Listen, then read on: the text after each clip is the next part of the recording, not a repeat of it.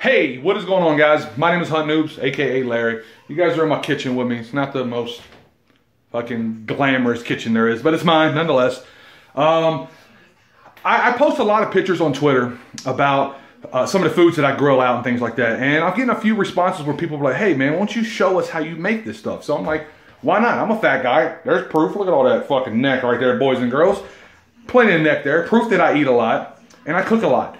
So today I'm going to be showing you guys my mashed potato recipe. So hopefully you guys enjoy it, and maybe you guys can take notes, or maybe you can write in the comment section below. Let me know how you make it and what you make and what is your specialty or whatnot. Not necessarily mashed potatoes is my specialty, but it's going to be part of the meal tonight. So basically I'm getting some chicken thighs.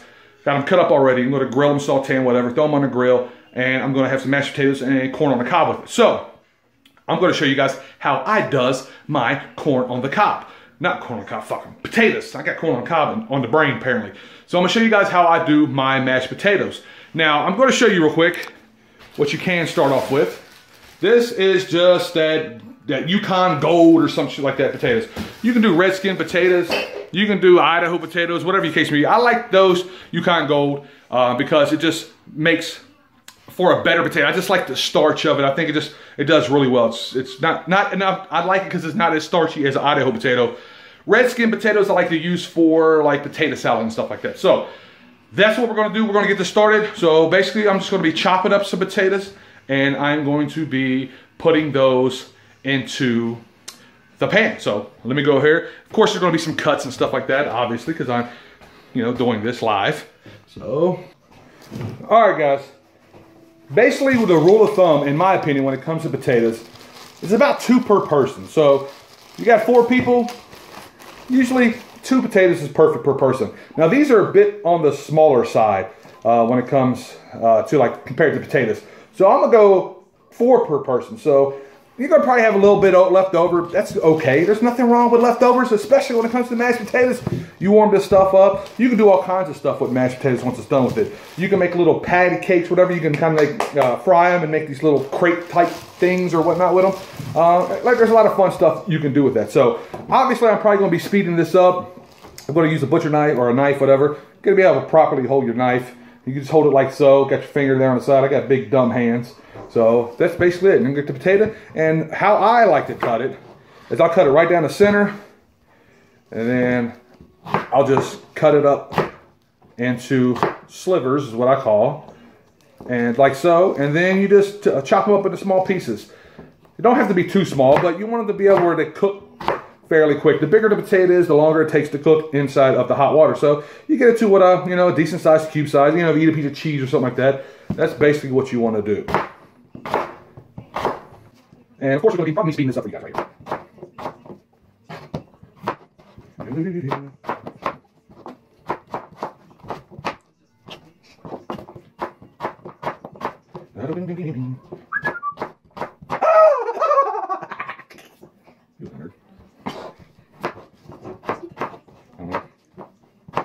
Jesse, taking a shower?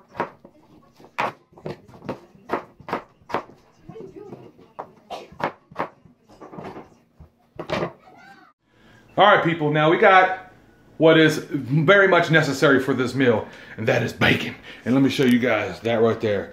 What you guys are gazing at is some apple wood smoked bacon. That got creepy. We got really close there. I can't hold myself back. So I'm getting the bacon ready. I'm going to throw that in the oven, and of course it's going to be magically done by the time I open it. But I forgot the most important recipe. I need some more light in here, man. Bang, let me get the light here. Hold on. I got lights for days up in here. Bang, let's go. Let's get this bitch lit up. And I forgot the most important recipe of all. And that is a necessity, a staple in making food.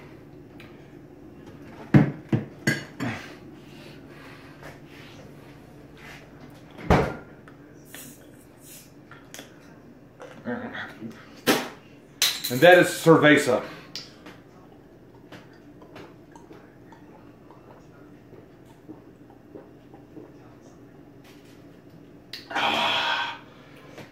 Yeah!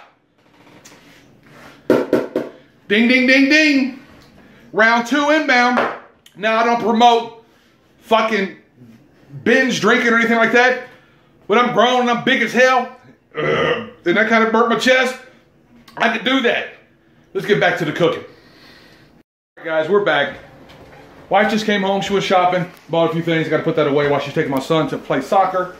All right, there we got some potatoes chopped. And you hear the noise over here. Let's go on over here. We got the shit boiling. That's what we want. That's exactly what we want to hear. We take it off. I suggest you be really careful. Unlike me, because I'm using one hand. Oh man, this is about to become a hot mess. I tell you what, let's use the phone. We're using the phone here. We're using the phone. That's hot. Oh yeah, we're using the phone. It's hot. We're using the phone. It's hot. All right. There we go. Of course, you're going to have some fallen soldiers when you're in the act of putting me in Coach War. Let me just get a couple of these little side things up. Hey, listen. This ain't no fucking Food Network over here, people. This is your boy MrHuntinNoobs just getting down. If I had two hands, it would be better. I need a cameraman. Any guys willing to come over here and hold this camera for me? And then hold this camera for me? Oh, you dig. That was stupid, but it made sense in my head. So, that's what we got going on there. So, you just put all the potatoes in there. Give it a nice little swirl. Oh, you can't forget about the bacon. There we go. We got the bacon right here. Watch that. Oh, yeah. That's bacon smoke.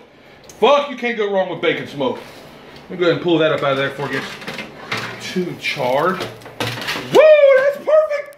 That's perfect. Look at the, oh, crispy. It's crispy. That's perfect.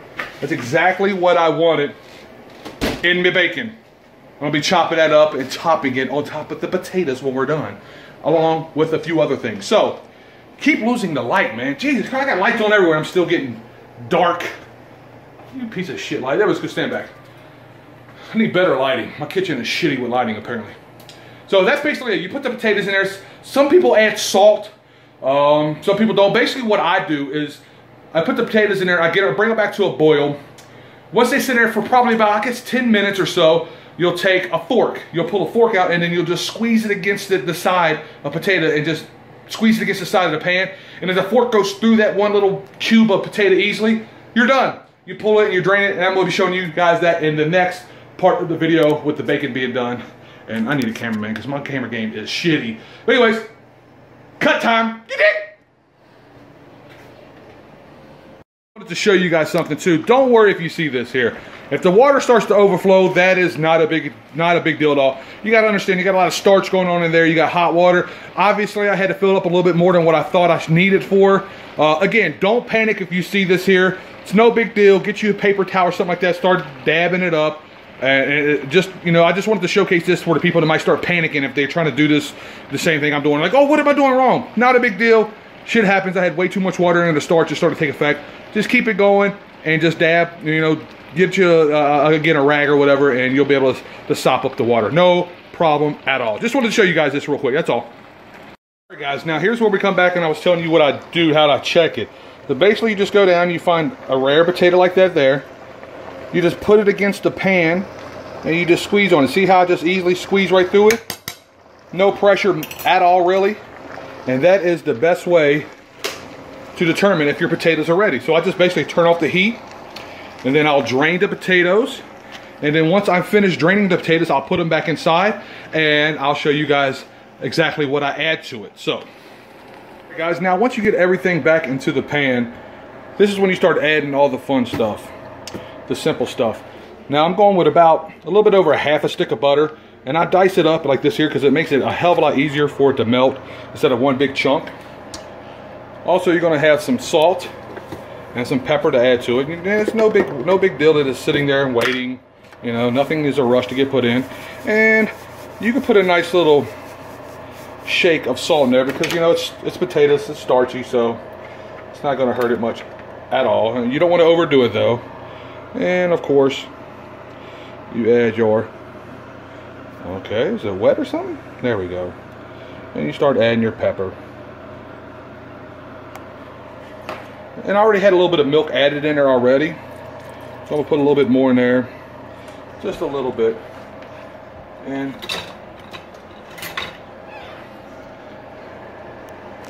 some people have some different strategies to this, but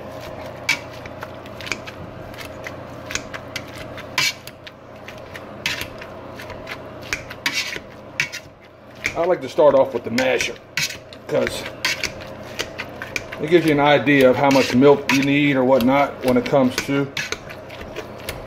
the potatoes. I need a cameraman. You know, I started off with a masher. That way, just get a general idea of how much milk I need. And then you go in with the two different size. I don't know why they're different size, but we're gonna roll with it.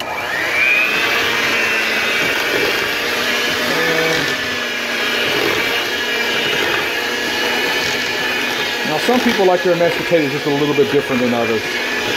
Maybe I like mine creamy, not too thick.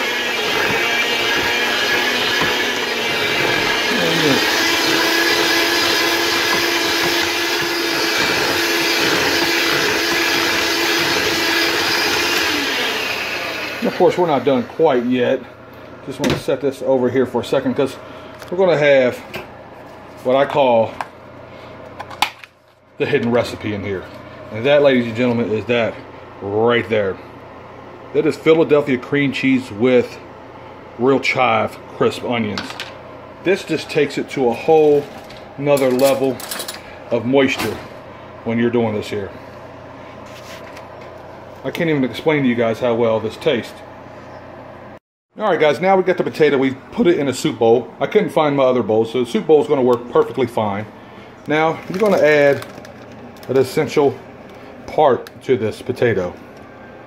And that, my friend, is the queso, aka cheese. Now basically what I do is I just put enough cheese on it like that here. This here will hold up well inside of the oven. You can throw it inside the oven, you can throw it inside the microwave. You don't have to leave it long, just so the cheese starts to melt. And then once you get the cheese to melt, then you obviously are going to top it off with some bacon.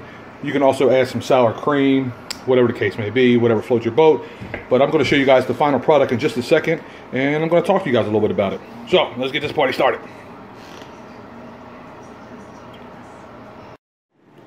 Alright guys, here we have it. The light is extra bright. I turned the light on my phone because I felt like it was needed.